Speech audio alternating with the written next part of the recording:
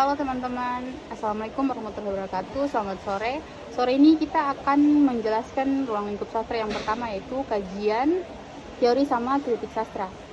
Kajian yang dibawakan oleh teman kita yaitu Dian. Assalamualaikum warahmatullahi wabarakatuh. Terima kasih sudah memberikan saya kesempatan. Di sini saya akan menjelaskan kajian sastra. Yang pertama ada strukturalisme kajian sastra. Kajian sastra yang menganalisis struktur internal teks sastra seperti struktur naratif, karakter, dan bahasa. Yang kedua ada poststrukturalisme kajian sastra yang menantang struktur dan makna yang stabil serta menekankan pada kompleksitas dan ambiguitas teks sastra. Yang ketiga ada kajian feminisme, yang dimana kajian sastra yang menganalisis peran perempuan dalam sastra dan masyarakat serta mengeksplorasi bagaimana perempuan direpresentasikan dalam teks sastra. Yang keempat ada kajian postkolonial, kajian sastra yang menganalisis pengalaman dan perspektif masyarakat yang terjajah atau terpinggirkan. Yang kelima ada kajian ekokritik, kajian sastra yang menganalisis bagaimana sastra merepresentasikan hubungan antara manusia dan alam serta mengeksplorasi bagaimana sastra dapat mempromosikan kesadaran lingkungan. Materi kedua saya kembalikan ke teman saya. Ya baik, terima kasih atas kesempatan yang diberikan kepada saya. Di sini saya akan menjelaskan tentang teori sastra. Yang pertama, teori formalisme, teori sastra yang menekankan pada bentuk dan struktur teks sastra serta menganalisis bagaimana bentuk dan struktur tersebut mempengaruhi makna. Yang kedua yaitu teori strukturalisme, teori sastra yang menganalisis struktur internal teks sastra serta mengeksplorasi bagaimana struktur tersebut mempengaruhi makna. Yang teori yang ketiga yaitu poststrukturalisme, teori sastra yang menantang struktur dan makna yang stabil serta menekankan pada kompleksitas dan ambiguitas teks sastra. Teori yang keempat yaitu psikoanalisis, teori sastra yang menganalisis bagaimana sastra mempresentasikan proses psikologis dan konflik internal karakter.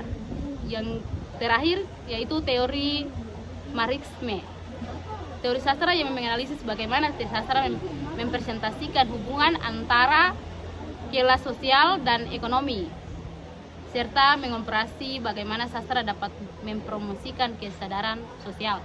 Ya baik, materi yang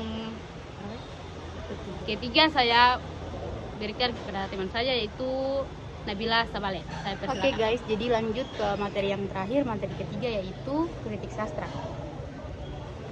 Pertama, kritik formalistik. Kritik sastra yang menekankan pada analisis bentuk dan struktur teks sastra. Kedua, kritik historis. Kritik sastra ini menganalisis bagaimana teks sastra menginterpretasikan konteks sejarah dan budaya. Ketiga, kritik psikoanalitik. Kritik sastra yang menganalisis bagaimana teks sastra memproseskan proses psikologis dan konflik internal oleh karakter. Kritik feminis. Kritik ini mencangkup bagaimana teks sastra sebagai peran perempuan dalam masyarakat. Terakhir, oke guys, lanjut terakhir materi tentang kritik sastra. Langsung saja. Kritik sastra formalistik. Kritik sastra yang menekankan pada analisis bentuk dan struktur teks sastra. Kritik sastra historis. Kritik sastra yang menganalisis bagaimana teks sastra menginterpretasikan konteks sejarah dan budaya. Tiga, kritik sastra psikoanalitik. Kritik sastra yang menganalisis bagaimana teks sastra menginterpretasikan proses psikologi dan konflik internal karakter. Keempat, kritik feminis. Kritik sastra yang menganalisis bagaimana teks sastra menginterpretasikan perempuan dan peran perempuan dalam masyarakat.